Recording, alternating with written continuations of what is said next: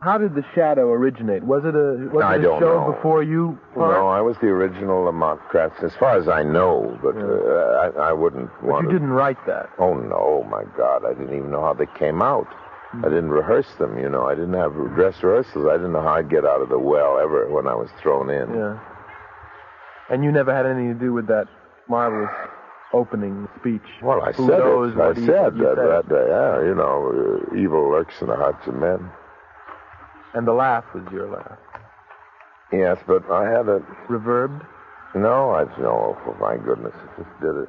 And all the children in the world did it, you know, in those days. No, I did it. Yeah. But I don't think I heard you originally. I was it. You just don't know. I was Lamont Cranston. In the 40s, too?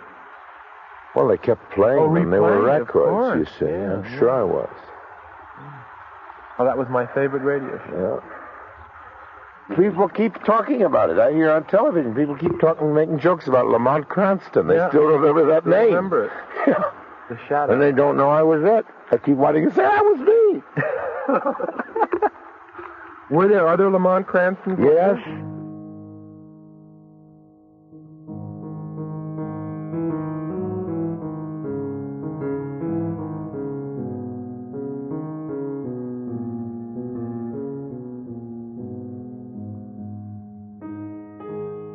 To play the part of Lamont Cranston, the whole of radio was scoured, I suppose you might say, to find an actor who would be perfect in the part.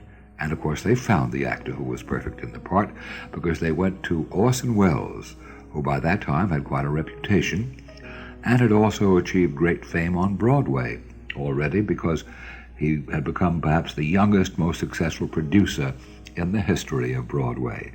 So here was a young man whose name was on everybody's lips, and Blue Cole was smart enough to approach him with the idea of playing Lamont Cranston in this new version of The Shadow.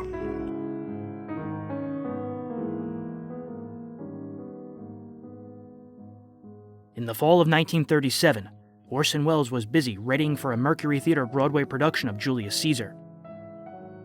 The agency Ruthrauff and Ryan approached Welles about the possibility of starring in a weekly radio series. His signing was announced in the New York Times on August 29, 1937. Welles's contract allowed him to miss rehearsals and readings. He was paid $75 per week, or roughly $1,500 today, for 1/2 hour of weekly work.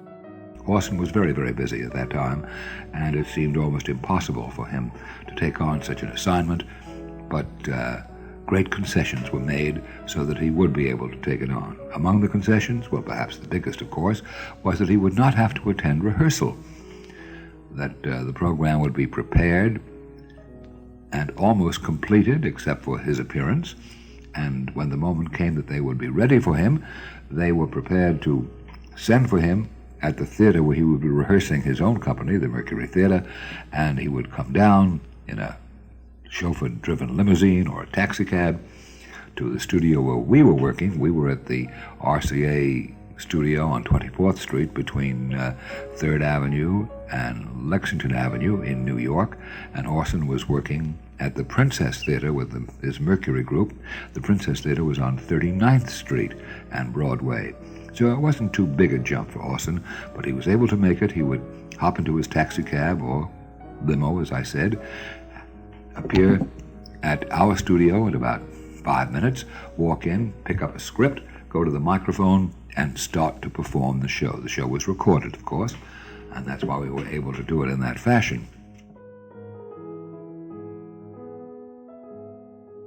On Sunday, September 26th at 5:30 p.m., the new version of The Shadow debuted.